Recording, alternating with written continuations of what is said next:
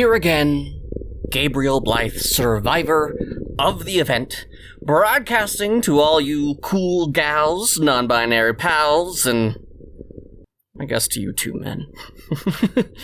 Like against men, but even I, in all of my ace glory, I can appreciate the beauty of non-binaries and the gals. Stunning, I know. How are you, dear survivor? The world being kind to you?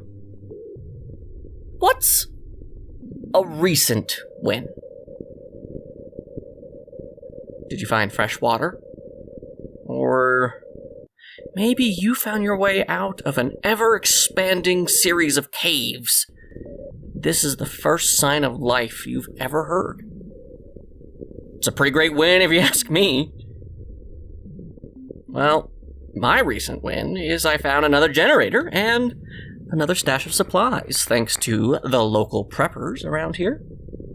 When was the last time you had garlic? Well, I just had some recently. This house didn't pack the essentials. They packed everything around the essentials. And I mean spices, seasonings. You know what half the world was fought over? Spices! They had dried roots and one of those mill grinding thingies. Everything you would need to make your own spices and then just grind them up. So these people were going to be rich in post-apocalyptia. You know how many sad, plain potatoes I've had? Sure, there's salt and pepper. But a recipe card to grind up your own spice combo? Ooh. Now, Gabe, spices don't go bad that quickly. It's only been 90-some-odd weeks. How many months is that? 5 by 4? Not gonna worry about it. It's only been 90-some-odd weeks. Our Q has a very refined palate, so she only wants the freshest of ingredients. So, this find is going to make her ecstatic. As ecstatic as a person like her can be. Gaharris only ate MREs, so that would have been a wash.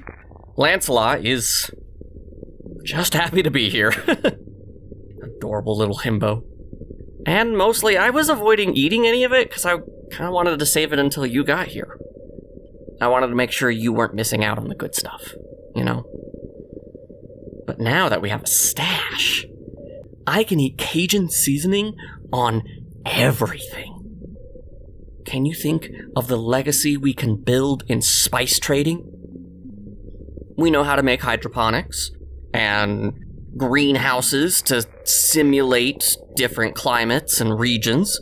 We just gotta find the right soil combinations and we'll have it made.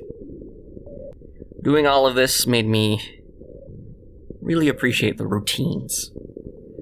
I'm not gonna lie, having others to take care of, whew, that really motivates you. I know they could do it, you know, but having a little job and a job that you obviously do really well, it's a great feeling. But I didn't realize how much I enjoyed the urban exploring. Things are starting to fall into disrepair. Most of the houses are standing up still, but it's hard to miss the vegetation growing wild. So you feel like you're walking into a jungle for some houses or buildings. I don't know when, but I don't feel a shame when entering someone's house. It always felt taboo. I mean, I had to do it to see if people needed help. At least that's how I rationalized it first. After that, it was, well, I need supplies. But now it feels kind of like a little game. What will we find in here? Our Q came with me one time, and she kind of had this game of bingo. Find a home with live, laugh, love, check. Monogrammed pillows, check. Pictures of local temples. If you aren't from Utah, there's this huge obsession with the Mormon temple art. Another one on the bingo card is what the floor plan was. Based on just the exterior.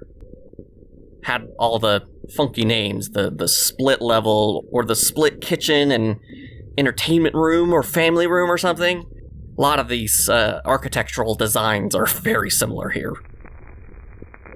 So, kind of became a game to her, and I gotta say, adopting that mentality, makes it feel a lot less taboo, you know? And it's not like there's much danger in the houses these days.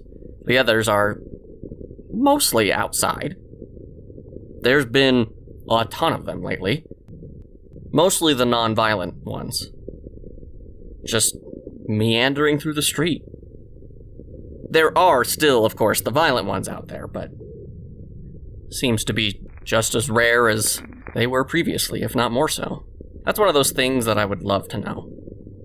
How do you become one of the violent ones?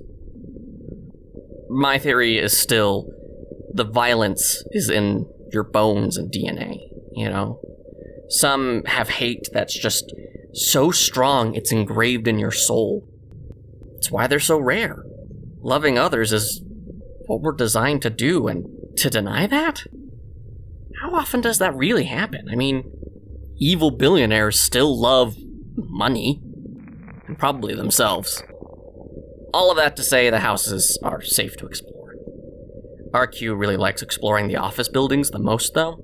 She said she feels like she's playing corporate spy, which sounded funny until I remembered that her father probably did have someone that was their job on his payroll. She also really loves breaking vending machines. Like it did something personal against her. Although she does look pretty cool when she's eating a candy bar, leaning against the machine, stepping on broken glass. Oof, very 90s punk. Not much new on the Xander front. I know you're all missing him.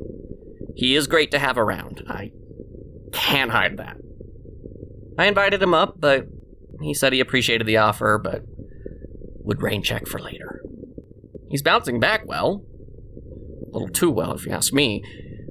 I'm kind of concerned that Xander is suppressing the feelings. Like, it's only been a few weeks, you know, and he's been really chipper. I wouldn't say he's quite his old self yet, but he's maybe like a little quieter. But still, he's up, he's moving around and helping out, and I'll take a win like that. I think that's as good as an update as I can provide right now, you know? Things feel a lot right now. A lot of change has happened, and we can't stop it. We don't have that power. Whatever power means. We are in a place where we have to start over. We can never go back to what we had. And that kind of makes me think that now is the time for that unity that we constantly tell ourselves and believe that we have. At least that's what the aliens believe is our strength in this book I'm reading. Maybe we do have strength as a species, of specifically being together. Of course, it could be just fantasy tripe. But I'm betting that there's a bit more truth to it than not. But I do love any scene where one stands amongst impossible odds, and then the one is slowly joined by comrades he thought he lost, until there's a mass army against the impossible odds. Whew! Gives me shivers just thinking about it. It's a great trope, don't get me wrong. I would love to have that experience in real life, I'm not gonna lie. That would be so cool. So if you want to help me achieve my dreams, come find us. We're all here, together. Standing together as humanity will always. It's not a very good book, but it's fun. Alright, Survivor. Remember, you aren't alone. And you don't have to be.